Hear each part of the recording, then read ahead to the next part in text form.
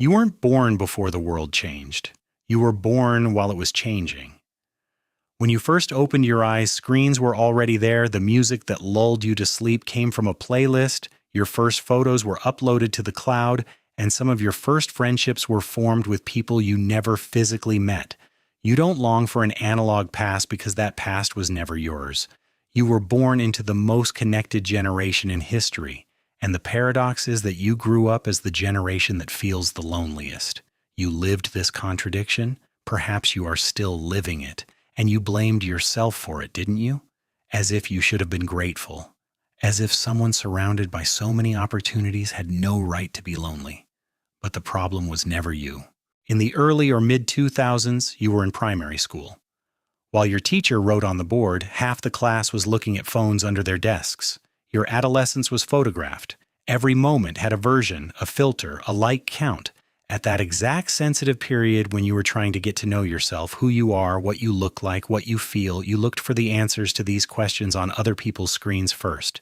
And those screens looked back at you. Be thinner, be funnier, be bolder, be less of yourself. Identity development is defined in psychology as one of the most fragile processes.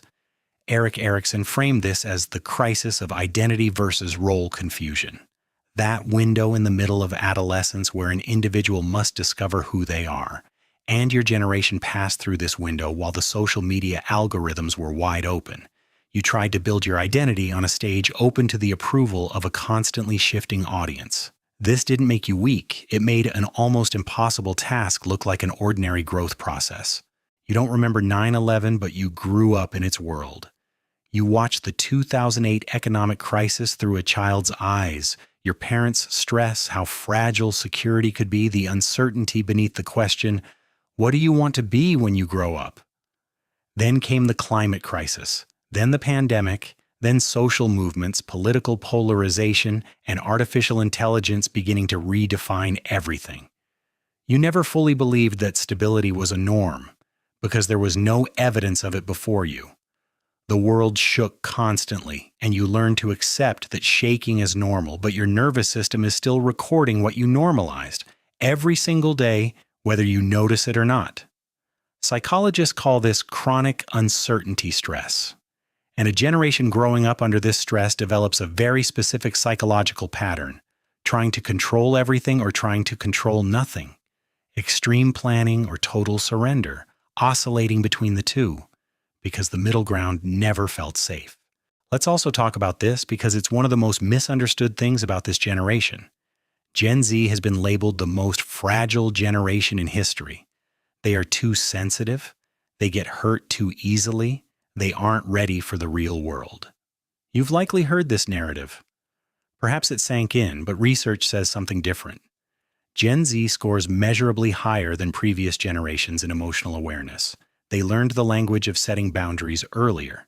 They framed going to therapy not as a shame, but as self-care.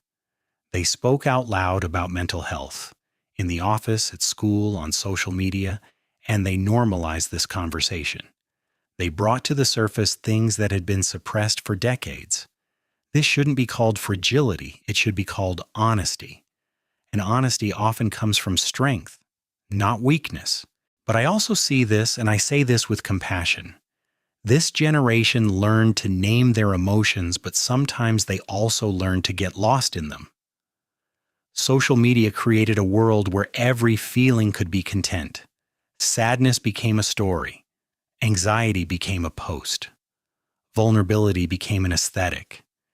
And when a feeling is constantly performed, when it is displayed before it is processed, sometimes it doesn't find the chance to truly sit within you. According to psychological science, emotional processing requires time and silence. The default mode network, that deep layer where the brain dreams, derives meaning, and integrates experiences, works in silence. And in the life of Gen Z, silence has become something feared, because silence means the moment the phone is gone. And the moment the phone is gone, it sometimes means hearing what is inside you. If you are afraid of hearing that voice, it isn't weakness. It is a sign that no one ever taught you how to sit with that voice. There is also this. You are the most watched generation in history. And being watched, constantly, chronically, changes a person. Social psychologists have studied the audience effect for decades, but Gen Z took this effect to a new dimension. The audience is no longer just out there, it is inside. Before making a decision, you think about who will see it and how. Before experiencing a feeling, you imagine how you will describe it.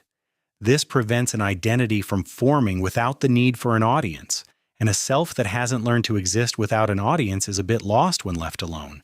This is not your fault. This is what the architecture you were born into taught you. Maybe you are in your 20s now or your early 30s, and maybe you carry the feeling that you should know everything because you can reach all information in seconds, but reaching information does not bring wisdom. Wisdom comes from experience. Experience comes from time. Time comes from slowing down the speed. And speed was the thing most forced upon your generation. There is magic in the ordinary. In an afternoon spent without a phone, in a silence you don't have to answer. In a book, a street, or a conversation that the algorithm didn't suggest to you. Those moments don't look productive. They can't be measured. They can't be shared. But exactly because of that, growth happens there most of all. You are not broken. You are not too late. You are not too sensitive, too tired, or too complex. You are a generation that had to grow up in one of the hardest periods of history, technologically, politically, and existentially, and you did it with a manual that no one had fully prepared. But know this: everything you feel is valid. The fatigue is valid. The uncertainty is valid. The question, where do I belong, is valid. And carrying that question, not having found the answer yet, that is not a failure. That is the act of living honestly. The world told you a lot about who you should be. The algorithm told you, your peers told you, the news told you, trends told you, but none of them know as much as you do.